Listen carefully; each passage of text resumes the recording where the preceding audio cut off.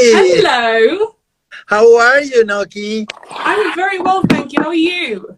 Very good, very good. Thank you so much for accepting this invitation. I'm very honored to talk to you. No, thank you so much for having me. I'm so excited to meet you tonight, Louis. I love your accent. I love the way the British people talk.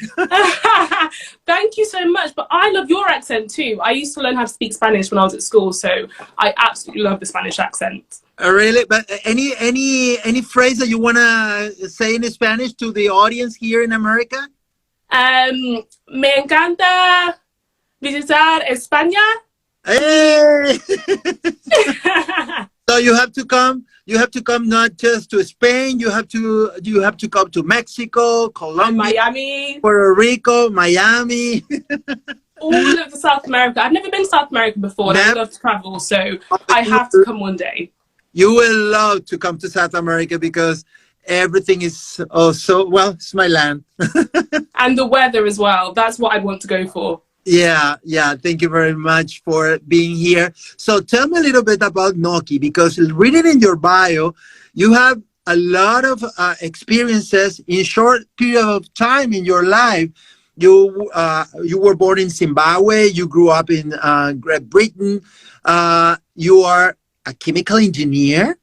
Is that right? I am a chemical engineering graduate, so I have a master's degree in chemical engineering, but I'm actually also a chartered banker. Oh my, yeah, I was reading that. So a beauty queen, a chemical engineer, and also a banker. So three different worlds, all of them very compromising, very absolutely. And how can you make it? How you can do it? Even us, man, we can walk and eat at the same time because our minds. How do you do it? Do you know what? I think women are so gifted by being able to multitask. So I think that's been a really huge advantage for me. I've always been super academic. I'm such a nerd. I absolutely love maths and science. But I also absolutely love fashion and beauty, which is why I'm a beauty queen. So I guess I was always very focused on my schooling and worked really, really hard at school and at university, and went to study chemical engineering, where I achieved a master's degree. And I actually had the opportunity to do a year in industry, so I had some experience working in engineering, but I actually was in a department where I did a lot of financial work, and I really enjoyed that. So I thought, I want to learn more about that, and I went and studied to become a chartered banker, and I was working at the same time. So it's been juggling so many things all in one go, but I love to be busy, so this is the perfect life for me. Yes. And do you work with loans? I guess in this period of life, loans and bank are very everybody wants it because it coming. Yeah. It is a reality after the pandemic. It comes a crisis. So what, as a banker, what can you tell to the people that goes with for your advice or things Yes. like, and they don't have any hope with the money and the upcoming crisis that it comes after the pandemic? Yeah. Do you know what? It's a very difficult time for people at the moment, and I work really closely with businesses, and I know that for them, their overheads, so their energy costs are very, very difficult at the moment. They've gone through the roof. So for them to stay afloat is so challenging.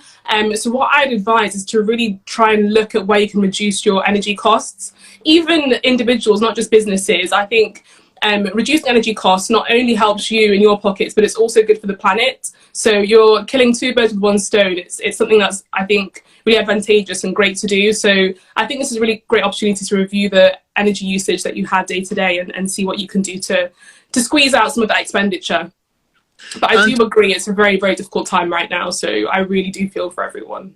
That's very well. You're giving us a lot of hope, because right now many people are losing their hopes, not just their works, their families. Of course. And probably in the economic issues and in a professional in our professional life, probably many people lose their hope. So yeah. To hear a girl like you that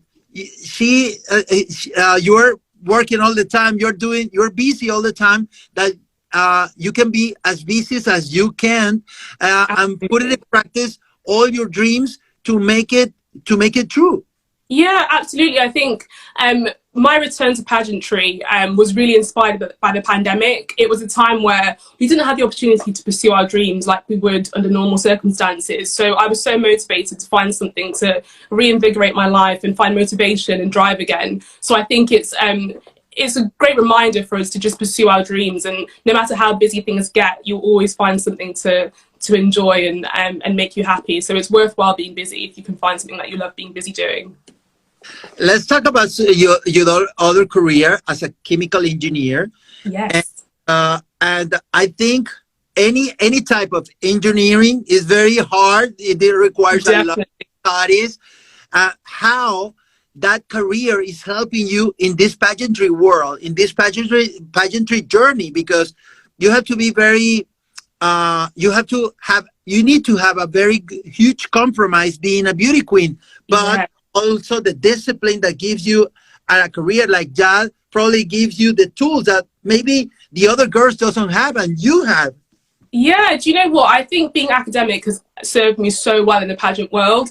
It's not a necessity, but I think for me it's been a huge asset. So I've studied pageants like I would my exams for university. I've always been really studious and analysed everything and really been thorough with my research. And I think that's been a really huge help for me. I'd say that the interview aspect of pageantry has really been helped by this. So I did my very first ever top 5 question in Miss Universe Great Britain. And I think being studious and well-read really helped me to tackle whatever came in my way for that question. So I think it's a huge advantage.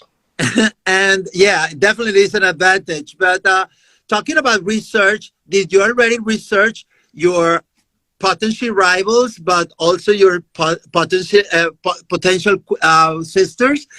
Who do you think could place with you in Miss Universe pageant? I like that with you.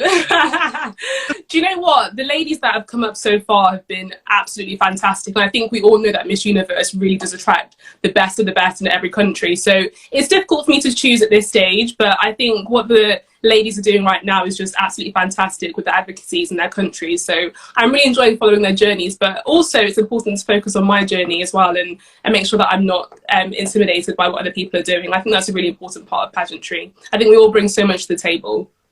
Well, let's make it easier there at this question to have another answer.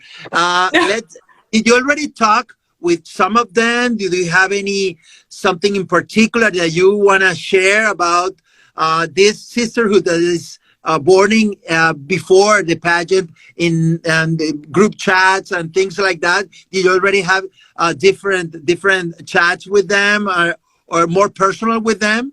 Yeah, so I've actually had a couple of chats with Miss Columbia. So I saw recently that she was learning to speak English, and I know that English is one of the most difficult languages to learn in the world. So I really commend her for taking the opportunity to learn and become more fluent. I think it's a fantastic skill and something that really shows her dedication. So we've had some chats about that, and I've been motivating her to keep on going. She'll get there in the end. That's very nice. That's very nice for helping the queen of my country, Colombia originally.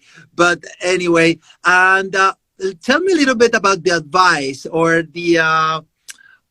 maybe the experience that shared with you Emma Rose Coleridge, who was Miss Great Britain last year, and she plays in the top 15. Yes. So I guess she has a lot of experiences to show you, to let you know how to be a good beauty queen, a good representative of your country, but also to enjoy the pageant. What did she tell you?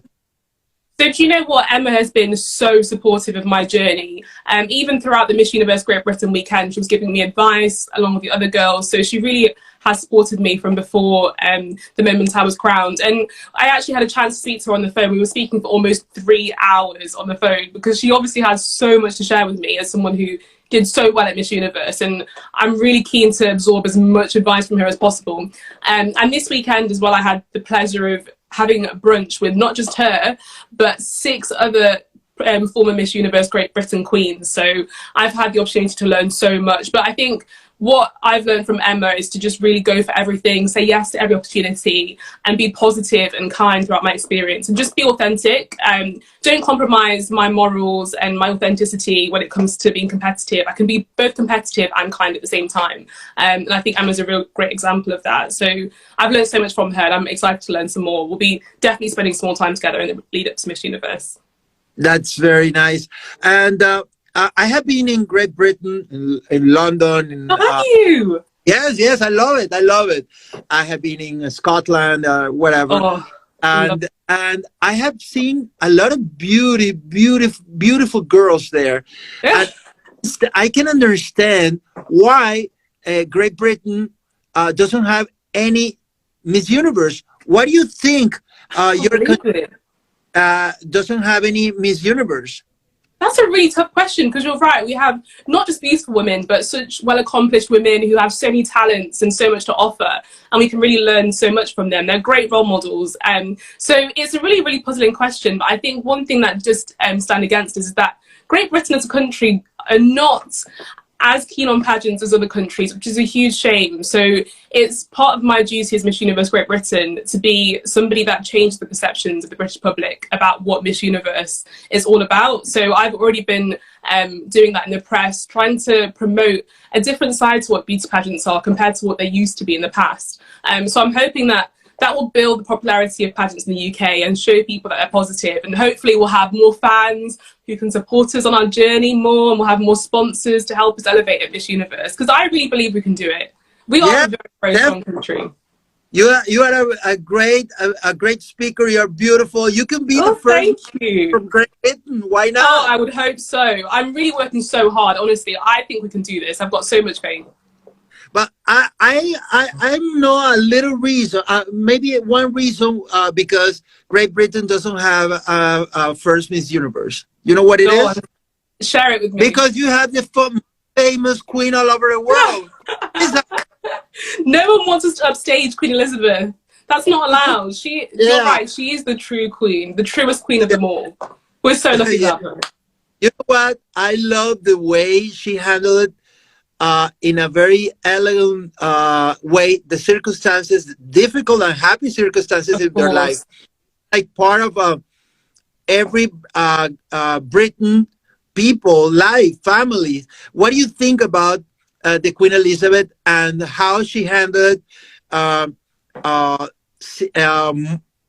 these years being the queen, not just the Great Britain, being the queen of the world? Because you know what, she's the most famous monarch in the world, and I think for many generations she's been the most famous. And I think the reason behind that is because she has so much strength and resilience.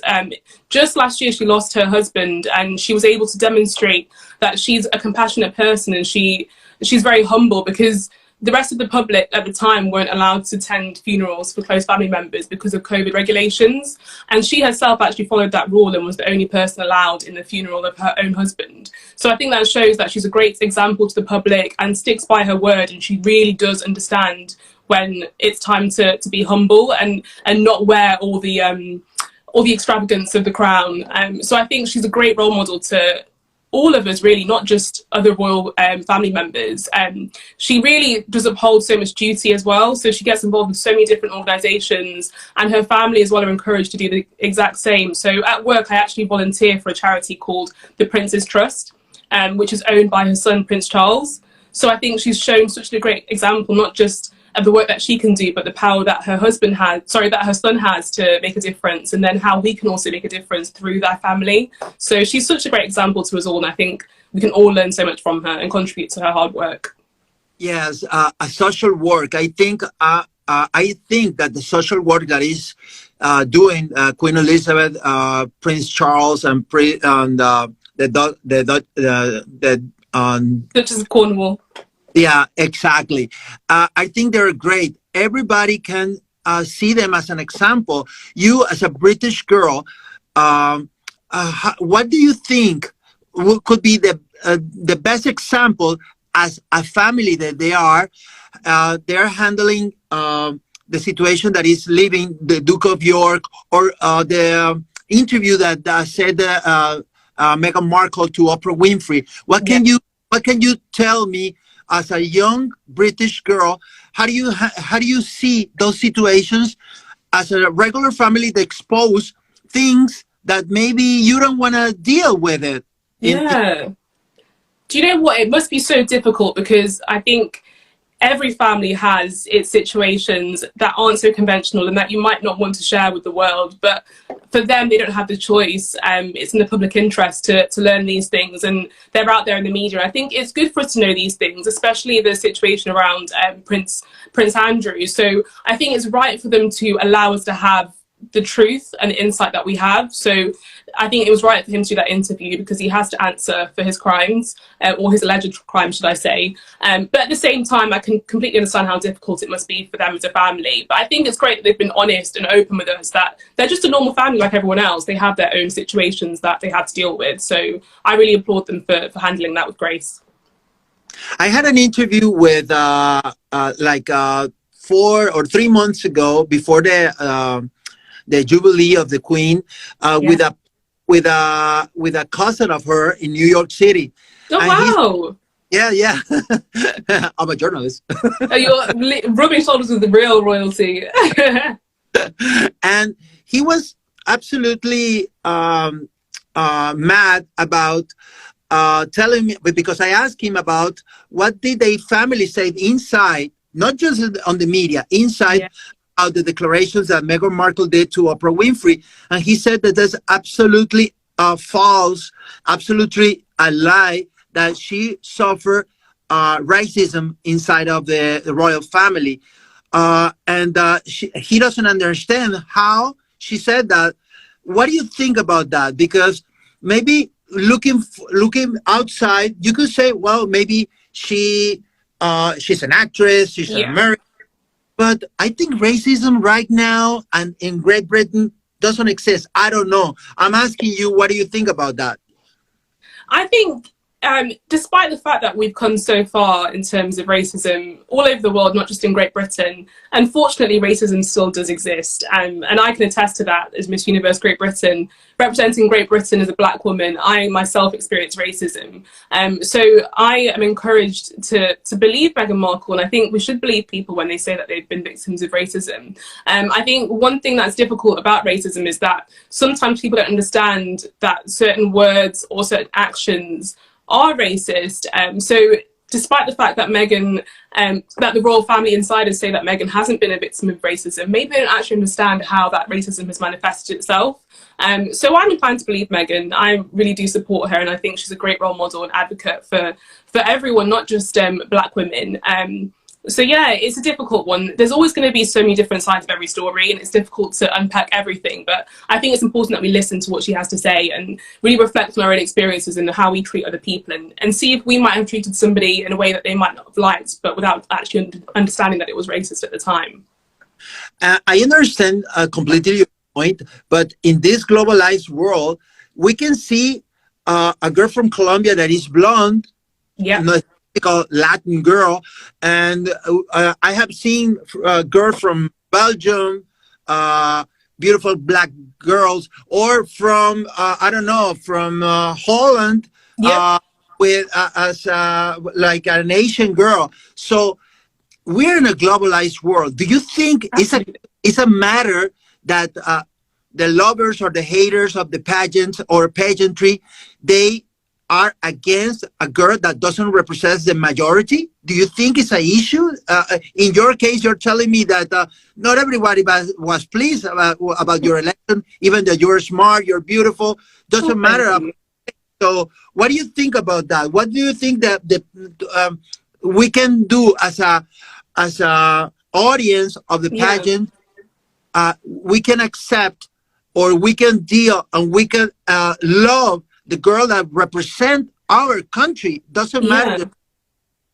Yeah, do you know what? I think the pageant world has been such a great example of diversity and how beauty manifests itself in so many different shapes and sizes and colours and races. So I think we've really been a great example for that, and will continue to be in the future.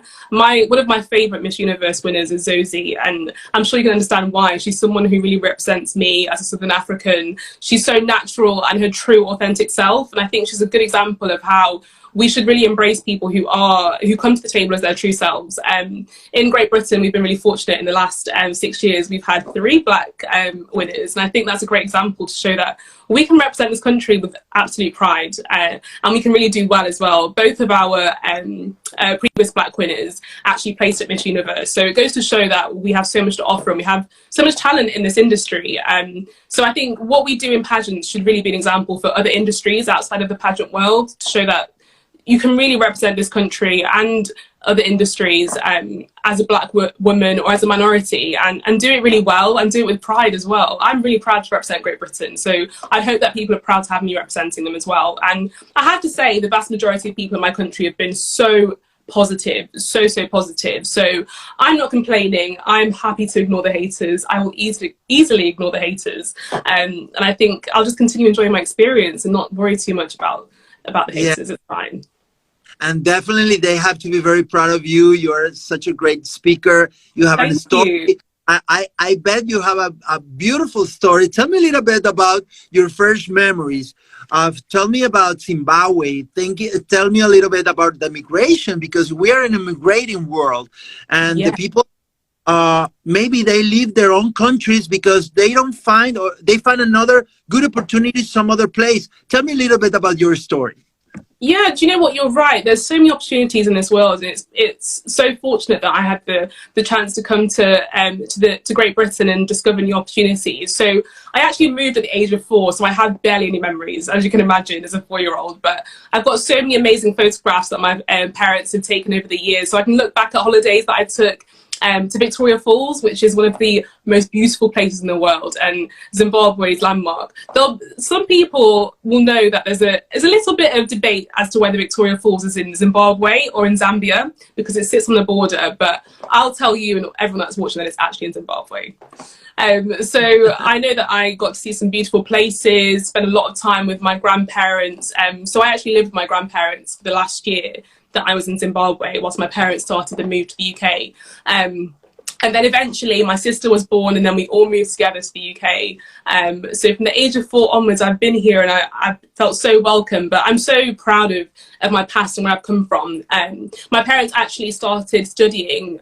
They started their careers in Zimbabwe, but then they actually started studying again in the UK.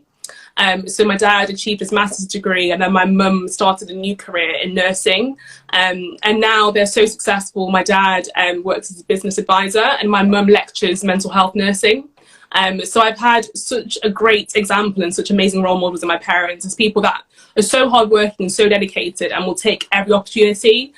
So they've inspired me not only in their work and study, but also in their love of travel. So they've given me such freedom to explore everything in this world and enjoy everything that the world has to offer. And of course, they've encouraged me to pursue my dreams in pageantry. So I'm so fortunate to have them and to have followed them on their journey. And we have such a great relationship as a family as well. So it's been really special for me to be with them on this journey.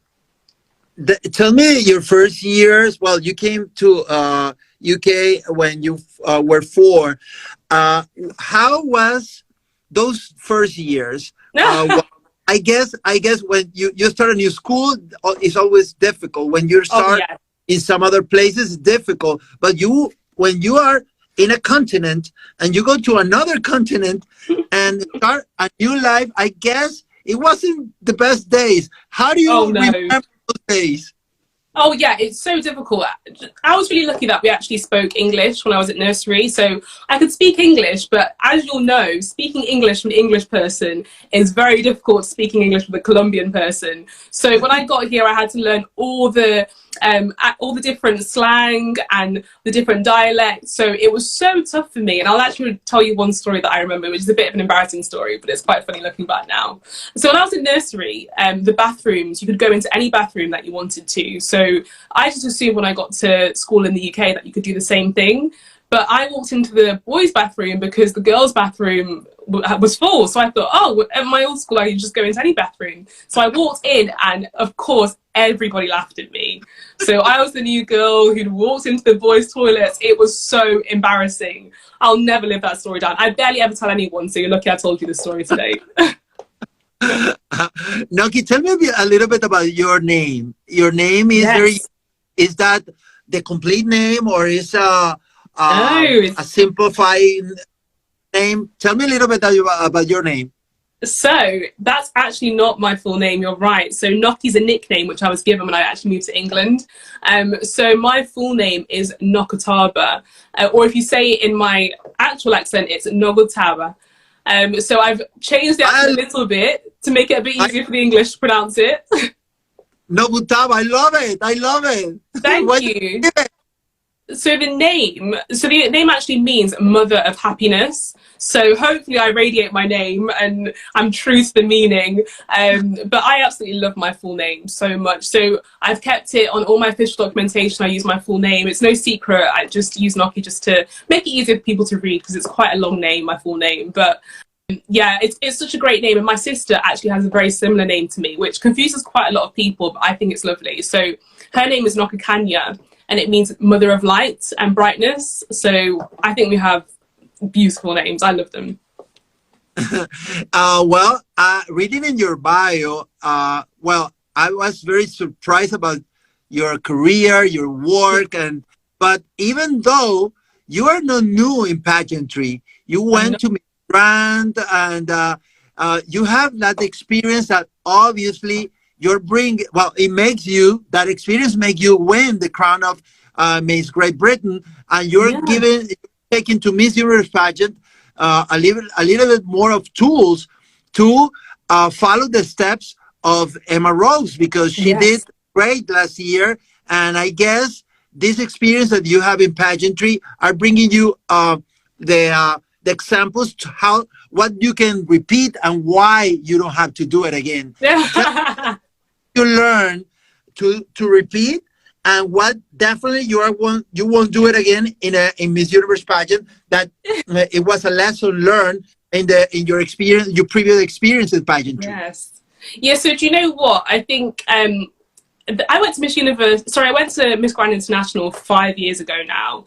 It feels like an absolute lifetime ago, but it was such an incredible experience. We were out there in Vietnam, and I absolutely love Vietnam so much. I've actually gone back since Miss Universe. Sorry, since Miss Grand International. I keep getting them mixed up. So I've learned so much since that competition. I've obviously grown as a person outside of pageantry, and I think that's going to really help me at Miss Universe. So I've definitely grown in that aspect. But I think in terms of what I've learnt about pageantry, I've had some great training since Miss Grand. I've trained with a coach called Rainmakers. She's actually called Grace Levy, and she was Miss Universe Great Britain in 2014. So I've got some expert help from Grace. She actually trained me for Miss Universe Great Britain and made me feel so confident. And she's actually trained all of the Miss Universe Great Britain winners since she won. So I know she has the tools to really help me to emulate what queens like Emma have done before me.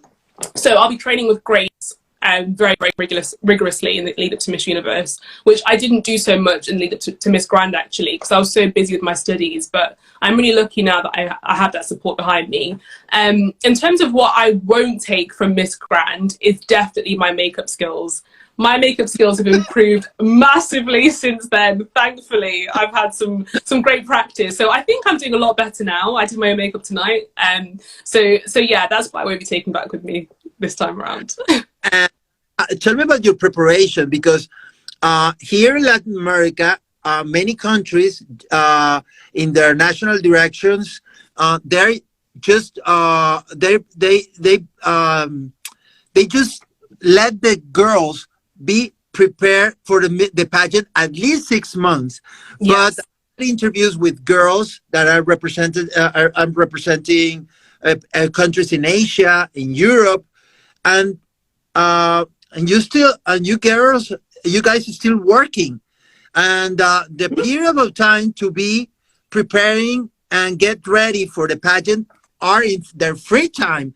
In your Yeah. case, what are you doing? Are you still working? You're just doing your preparation for the pageant? What are you doing for I'm your still preparation? working. So, like I said, unfortunately, in the UK, pageants aren't such a big thing. So we don't have like the means to do pageantry full time, which is such a shame because I would absolutely love to do this full time. I'm so jealous of the South Americans. They have the best experience I can see. But for me, it really is a challenge of juggling everything. I still work 9 to 5. But I'm really lucky that since the pandemic, I work from home. So I can do pageant work before work, and then I work my 9 to 5 job. Sometimes I do pageant work at lunchtime.